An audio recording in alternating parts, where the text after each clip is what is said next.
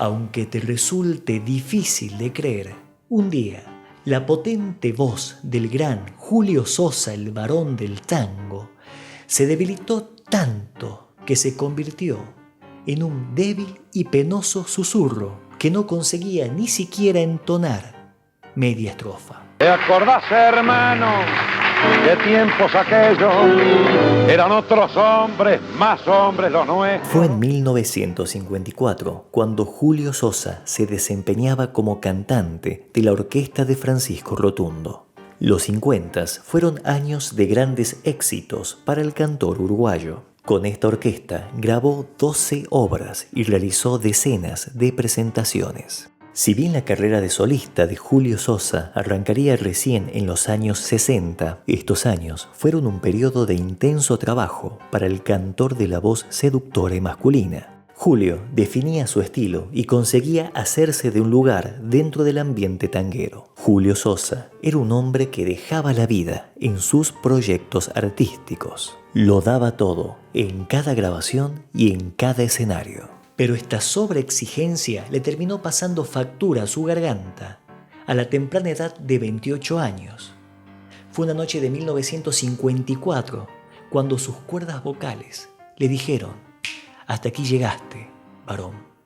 Desde hace ya un año, Julio Sosa venía sintiendo algunas carrasperas en su garganta y una que otras disfonías pasajeras, las cuales eran atribuidas al frío o a las largas jornadas de grabación o presentaciones. Muchas veces, cuando llegaba a los ensayos y sentía que su voz no estaba en buenas condiciones, corría hasta el café más cercano y pedía algún trago fuerte. 1 o 2 medidas de alguna bebida blanca, preferentemente whisky, y tras bebérselo de un solo trago, sentía que su garganta tomaba temperatura y que su voz volvía a las condiciones normales.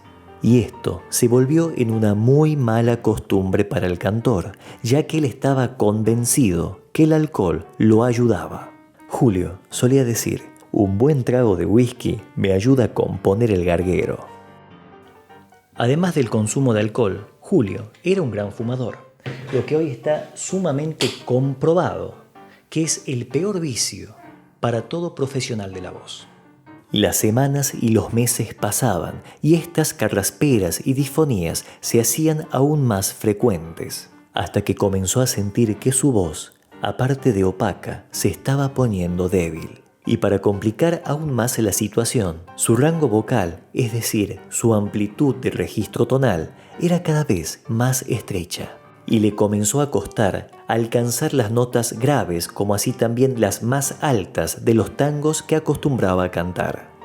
Julio acostumbraba a disimular estos inconvenientes gracias a la experiencia que tenía en los escenarios. Experiencia que en el ambiente se la conoce como la cancha o las mañas de cada cantor.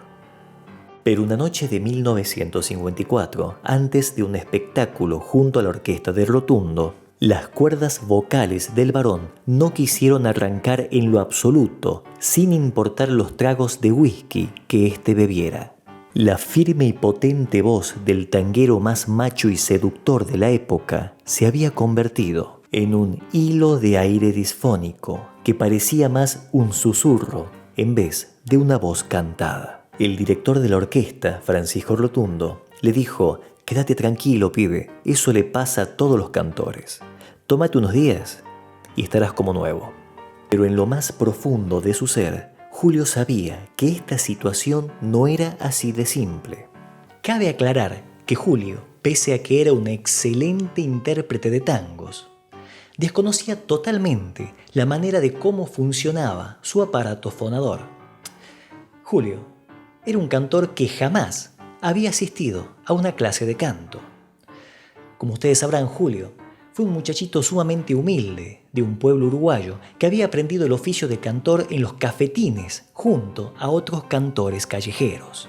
Si querés conocer sobre los humildes orígenes, los éxitos y el trágico final de Julio Sosa, el varón del tango, no dejes de ver este video en el cual te contamos su complicada vida. Míralo después de ver este informe, te dejo el link en la descripción. Julio, aparte de no tener una formación académica en el canto, ignoraba que desde siempre padecía de un serio problema en su tabique nasal, el cual le impedía respirar con normalidad. Todo profesional de la voz debe tomar aire por sus fosas nasales y no por la boca, porque ese aire aspirado por la nariz es un aire mucho más limpio, ya que los vellitos, los pelitos internos de la nariz y la mucosidad filtran el mismo, reteniendo partículas de tierra, impurezas y microbios, además de templar el aire a una temperatura adecuada. Cuando un trabajador de la voz toma aire directamente por la boca, lo cual es un recurso sumamente usado, pero del cual no se debe abusar, ese aire ingresa al cuerpo con miles de impurezas y microbios que terminan también infectando parte de su aparato fonador. Julio, debido al problema en su tabique nasal, respiraba continua e inconscientemente por la boca. Las semanas pasaban y la voz del varón del tango no regresaba. La preocupación lo llevó a consultar a diferentes médicos. Desesperado, le pedía a los amigos y a los conocidos que le recomienden los mejores facultativos, sin importar el costo de estos. Dos de los más importantes médicos especialistas de Buenos Aires lo atendieron y se sinceraron con él. Le dijeron: «Muchacho, usted tiene las cuerdas vocales muy dañadas y es imposible que pueda volver a cantar». Este diagnóstico fue una sentencia para el varón. Su vida era el canto. El varón cayó en una gran depresión y comenzó a aceptar la idea de retirarse definitivamente de los escenarios. Julio había empezado a vivir el sueño de ser un reconocido cantor de tangos, sueño que se le derrumbaba al poco tiempo de haber comenzado. Tal era la desesperanza de Julio que una tarde, en un cafetín porteño, le confesó a unos amigos: «Todo se acabó, muchachos. ¿Qué se le va a hacer? Voy a tener que colgar los guantes y volverme para el Uruguay, porque ¿qué me voy a quedar a hacer aquí si lo único que sé hacer en la vida es cantar?». Pero como todo en la vida tiene sus vueltas, cuando Julio estaba a punto de rendirse, la ayuda le llegó de la mano menos esperada. Julio cantaba desde ya hace un año para la orquesta del director Francisco Rotundo. Este director estaba casado con una cantante de tangos llamada Juanita Larrauri. Esta mujer escuchó a su esposo lamentarse porque su cantante estrella, es decir, Julio Sosa, no conseguía recuperar su voz. Este director no se resignaba a perderlo. No quería reemplazarlo con otro cantor porque le gustaba la impronta que Julio Sosa le daba a su orquesta. Juanita interviene y le pregunta a su esposo si Julio había consultado a algún buen médico. Y este le contesta que sí, que su cantor ya había consultado a varios y muy costosos médicos y que al parecer la situación de la garganta de Julio era grave. La Juanita Larrauri era una mujer muy particular. No solo era una reconocida cantante de tangos, sino también una mujer muy conocedora del ambiente artístico y político de Buenos Aires. Esta mujer había comenzado su carrera de cantante en los años 30, pero luego abandonó los escenarios para dedicarse íntegramente a la política. Fue una ferviente militante peronista y consiguió ser elegida senadora nacional en 2 ocasiones, ingresando a la historia argentina por ser una de las primeras mujeres en formar parte del Parlamento Nacional. Fue fiel a la figura de Eva Perón, la mujer del presidente Juan Domingo Perón, al punto de grabar una obra titulada Evita Capitana, obra considerada el himno peronista femenino. De esta manera, su voz formó parte de la aceitada maquinaria propagandística del régimen peronista. Juanita Larrauri tenía un gran aprecio por Julio Sosa y se preocupó en demasía por él. Juanita averiguó en el ambiente artístico porteño sobre algún médico que lo pudiera ayudar. Y entre todos los consejos se repetía el nombre de un otorrinolaringólogo muy particular. Le decían: decile a Julito que vaya a verlo al doctor León Elkin, el doctor de Gardel. Juanita le pasó este dato a su esposo y Rotundo le ordenó a Julio Sosa que visitara a este médico, cueste lo que cueste. Julio asistió a la consulta de este médico con muy pocas esperanzas. El doctor Elkin era un médico muy amable, sin aires de grandeza ni pedantería. Julio se entregó por completo a la revisación del doctor León y durante esta no se aguantó las ganas de hacerle una pregunta que le quemaba la mente. Y esa pregunta no fue: doctor, ¿podré volver a cantar? Sino: doctor, ¿es verdad que usted trataba a Carlos Gardel? El médico sonrió sin apartar la mirada de sus anotaciones y le respondió: así es, mijo, lo atendí a Carlitos y a un montón de cantores más. Al terminar la meticulosa revisación, el médico miró a los ojos al apesadumbrado Julio Sosa, quien en esa silla de consultorio parecía haber perdido esa estampa de varón del tango, encontrándose a merced de hombres de guardapolvos blancos. Mire, mijo, le dijo el médico, sus cuerdas vocales están muy maltratadas, pero yo lo puedo ayudar a recuperar su voz. Para esto, si usted está dispuesto, le debo realizar una cirugía en sus cuerdas vocales. Si la cirugía sale bien, lo que creo que es posible, usted podrá volver a cantar sin ningún problema. Julio, quien no se esperaba una respuesta tan esperanzadora por parte del médico, aceptó de inmediato. Doctor, si usted cree que hay posibilidades, me pongo enteramente en sus manos. Además, le soy sincero, no tengo que perder. Ponga fecha nomás, doctor.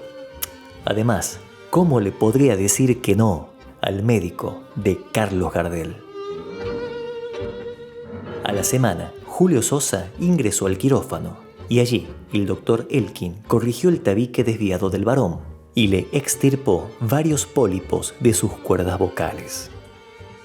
Los pólipos y nódulos cordales son una acumulación de células sobre las cuerdas vocales que se forman tras repetidos procesos inflamatorios causados por el mal uso de la voz, inflamaciones por tóxicos como el alcohol y el tabaco, la contaminación ambiental o alergias. Estos pólipos y nódulos crecen sobre una o ambas cuerdas vocales, impidiendo que éstas trabajen con normalidad. Para emitir el sonido de la voz humana, las cuerdas vocales se cierran y se abren, liberando e impidiendo la salida del aire según el sonido a emitir. Estos nódulos entorpecen el normal funcionamiento de este tejido, haciendo escapar el aire cuando no debería e impidiendo que estas cuerdas se puedan cerrar en su totalidad. El resultado sonoro de esta afección es una voz disfónica y sobre todo muy dañada. El médico León Elkin, mediante esta microcirugía, consigue extirpar con éxito los pólipos de las cuerdas vocales del varón del tango. Esta era una cirugía muy avanzada para la época que muy pocos médicos podían llevar a cabo. Necesitaban un gran conocimiento, entrenamiento y elementos quirúrgicos especiales para poder realizarla. Actualmente, esta cirugía es común entre los profesionales de la voz. Tan así que en el ambiente artístico se la llama un alisado o un planchadito de cuerdas vocales. Se cree que el doctor Elkin habría realizado esta misma cirugía en la garganta del mismísimo Carlos Gardel en septiembre de 1933, cuando el zorzal padecía de severas disfonías. La operación de Julio Sosa fue muy exitosa. El doctor Elkin le indicó a Julio que durante la primera semana no emitiera sonido alguno y que durante el resto del mes hablara lo mínimo e indispensable para sobrellevar su vida cotidiana. Julio, deseoso de recuperar lo mejor posible su voz, se llamó a un profundo silencio durante todo un mes. No emitía sonido ni para bostezar. Para conseguir esto, se internó durante 30 días en su departamento. No salía ni recibía visitas. De esta manera, evitaba que por descuido se le escapase alguna palabra. Él mismo llamó este mes como su retiro espiritual. Y este retiro espiritual no le fue fácil al hombre de la noche porteña. Julio estaba acostumbrado a pasar mucho tiempo con amigos, fumando y bebiendo alcohol. Fueron 30 días de soledad, absoluto silencio y abstinencias. Intentaba calmar ese loco deseo de consumir alcohol, bebiendo infusiones y té. Inclusive evitaba salir a su propio balcón para que su mente no le pidiera ese ya acostumbrado cigarrito compañero. Pero los resultados sí que valieron la pena. Cuando volvió a la consulta del doctor Elkin, este le confirmó que sus cuerdas vocales se habían recuperado formidablemente y le indicó una serie de ejercicios para que sus cuerdas vocales no sufrieran tanto durante el canto. El varón del tango, ese cantor de gran porte y de voz de macho, no pudo contener las lágrimas cuando en la sala de su departamento lanzó temeroso la primera estrofa de uno de sus tangos. Su voz no solo había vuelto, sino que sonaba mejor que nunca, potente, limpia, armoniosa, con ese color que lo caracterizaba y sin ningún impedimento para llegar a notas graves y altas. El doctor Elkin no solo le había devuelto la voz, sino también la razón de su vida. Como te comenté, este médico, Leon Elkin, trató a Gardel desde 1927 y en 1933 le habría realizado la misma cirugía que le realizó a Julio Sosa. Pero a diferencia de Sosa, Gardel siempre guardó estos detalles de su salud vocal en el más profundo de los secretos. Si querés conocer más sobre la cirugía secreta de Carlos Gardel, tengo un video en este canal donde te cuento todos los detalles. Gardel no quería que se sepa que su voz andaba fallando, ni mucho menos sobre el tratamiento y la cirugía a la cual se había sometido, ya que pensaba que esto se vería como un signo de debilidad en todo lo que él representaba artísticamente. Tenía mucho miedo de que la prensa amarillista de la época comentara que la voz de Carlos Gardel estaba poniéndose débil. Y no solo era una cuestión de ego, sino que Carlos Gardel ya se encontraba dentro de la industria cinematográfica internacional y temía que los grandes estudios como la Paramount y el mismo Hollywood lo dejaran fuera de futuros proyectos fílmicos pensando que su voz estaba en debacle. Cercanos a Julio Sosa, le recomendaron que mantuviera en secreto el tema de su cirugía, como una forma de conservar esa imagen de un cantor rudo de las noches porteñas. Pero el varón se negó rotundamente y prefirió ser un hombre agradecido. Por esta razón, Julio tomó lápiz y papel y le escribió un poema de agradecimiento al doctor Leon Elkin. Su intención era enviárselo a su consultorio, pero sintió que eso era aún muy poco para manifestar tanto agradecimiento y le pidió a unos amigos músicos que le dieran una mano. Una tarde de octubre de 1954 se internó en un estudio de grabación de Buenos Aires y con un acompañamiento orquestal inmortalizó esos versos con su voz. Luego hizo imprimir esta grabación en un disco y le entregó en manos al doctor Elkin. Era la manera que Julio Sosa tenía de decir gracias. Y no solo eso, en cada entrevista que le hacían, aprovechaba para agradecerle públicamente a su doctor. No tenía problemas en decir que el doctor Leon Elkin le había salvado su carrera artística. Te invito a escuchar fragmentos de aquella grabación que Julio Sosa le dedicó al doctor Leon Elkin. Doctor Leon Elkin, verdadero apóstol de la medicina, abnegado y generoso soldado eficaz e incansable, atrincherado en su maravillosa bondad, esa bondad que le defiende de la envidia y el derrotismo profesional que fatalmente ataca a quienes como usted demuestran a entendidos y profanos la sabiduría que poseen y las proezas de que son capaces. Como sé también que mis palabras serán un pobre y pálido reflejo del profundo y sincero agradecimiento que le debo, porque mi agradecimiento, doctor Elkin, escapa al dominio de la palabra. He querido mediante esta placa impresa perpetuar estos conceptos míos para que pueda oírlos todo el que quiera. A la vez, trato de retribuir de este modo, y en una íntima parte, lo que no podría pagar con todo el oro del mundo.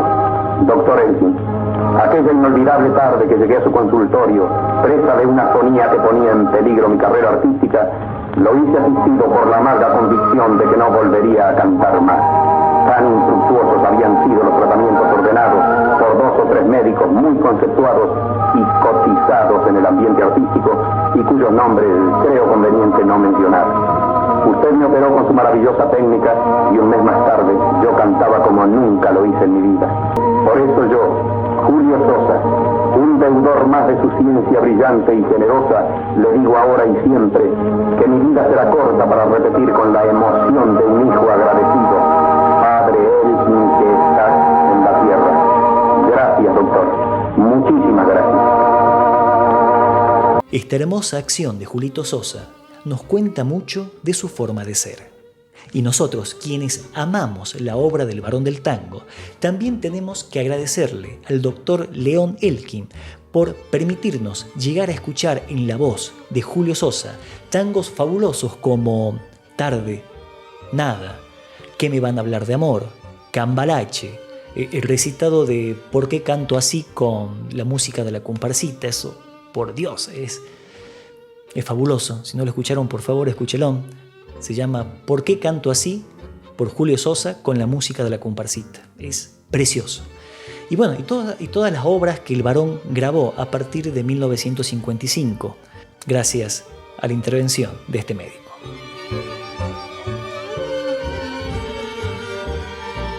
Lo lindo de estas historias es que nos ayuda a entender que el artista no es solo el resultado de su talento y de su trabajo, sino también de muchas personas que desde el anonimato ayudaron a estos a conseguir el éxito. Y queda ya en cada artista el reconocer, recordar y agradecer a estas personas que lo ayudaron. Como en el caso de Julio Sosa, quien no se hizo menos cantor ni menos varón por decir gracias, doctor. Les propongo algo. Ya que yo les conté esta historia, les pido que ustedes me cuenten aquí abajo en la caja de comentarios sobre esa persona a la cual le están eternamente agradecidos y, si se puede, el por qué. Porque todos tenemos a alguien a quien siempre le vamos a decir gracias. Me lo cuentan aquí abajo que yo los leo a todos muy gustoso. Mi nombre es Matías Ángel y esto fue otra edición de Luna Tugma Radio. No olviden suscribirse a este canal y compartir este video en sus redes sociales. Les mando un gran abrazo y sobre todo gracias. Gracias por estar. Hasta la próxima.